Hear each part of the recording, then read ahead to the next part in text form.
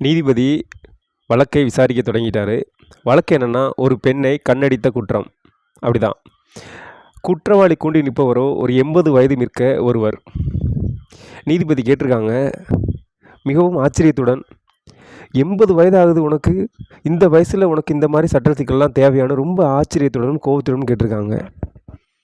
ஆனால் அந்த குற்றவாளி கூண்டி நிற்கும் 80 வயது மிக்க ஒரு ஆண் சொன்ன பதில் உங்களை என்னையுமே மயக்கத்தில் ஆழ்த்திரும். அவ்வளோ ஒரு முக்கியமான பதில்.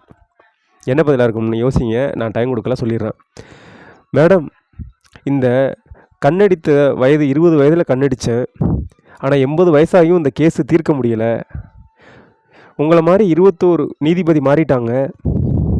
ஆனால் 11 நீதிபதி கேஸ் கட்ட படிக்காமையே என்னை பார்த்து இந்த வயசில் தான் கண்ணடிச்சிருப்பார் என்று முடிவு பண்ணி அவங்களே இப்படி உணர்ச்சி வசப்பட்டு கேட்டாங்க. இட்ஸ் ஓகே மேடம், நீங்கள் என்ன சொல்ல போகிறீங்க அப்படின்னு கேட்டார்.